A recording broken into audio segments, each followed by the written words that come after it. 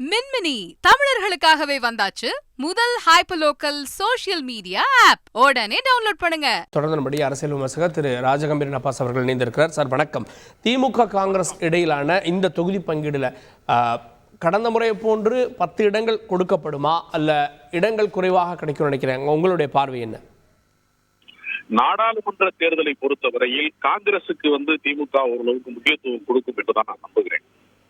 மாநில தேர்தல் என்று வருகிற போது மட்டும்தான் அவர்கள் காங்கிரஸ் கட்சிக்கான சீட்டுகளை குறைப்பது குறித்து கொஞ்சம் அதிகமாக யோசிப்பார்கள்.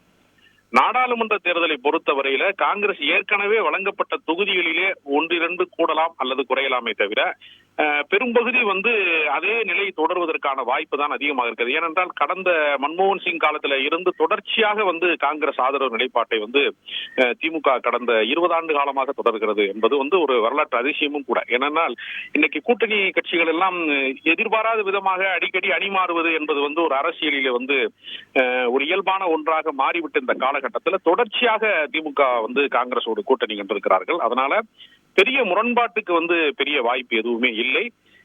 அவர்கள் இதற்குள்ள ஒருவருக்கு ஒருவர் அனுசரித்து யாருக்கு வெற்றி வாய்ப்பு அதிகமாக இருக்கிறது என்பதை கணக்கிட்டு அதன்படி அந்த தொகுதிகளை பிரித்துக் கொள்வார்கள் நான் நம்புறேன். இந்தியா கூட்டணியில சிக்கல் நிலவக்கூடிய சூழல்ல பல மாநிலங்களை பார்க்கணும். இந்தியா கூட்டணி உருவான நிலையிலேயே சிதைந்து கொண்டிருக்கிறது. ஆனால் தமிழ்நாட்டில் அது இன்டாக்டா இருக்கு. குறிப்பா உத்தரப்பிரதேசத்துல கூட்டணி உறுதியாகி இருக்கு, தொகுதி பங்கீடு முடிவடைந்திருக்கிறது. இப்போ தமிழ்நாட்டில் இந்த தொகுதி பங்கீடு நிறைவடைவதன் மூலமாக இந்தியா கூட்டணி இன்னும் வலுவா இருக்கின்ற பிம்பம் ஏற்படுமா?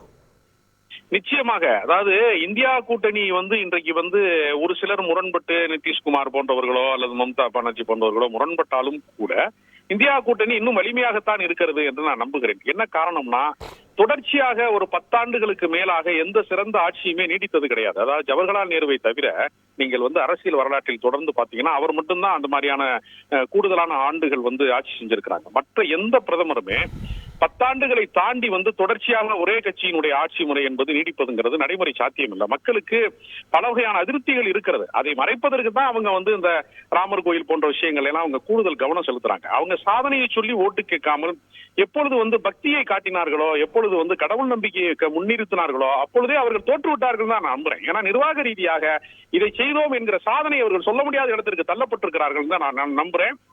நிச்சயமாக காங்கிரஸ் கூட்டணி ஒரு பெரிய அளவிலே இந்தியா கூட்டணி ஒரு மாபெரும் வெற்றியை பெறும் நான் உறுதியாக நம்புறேன்.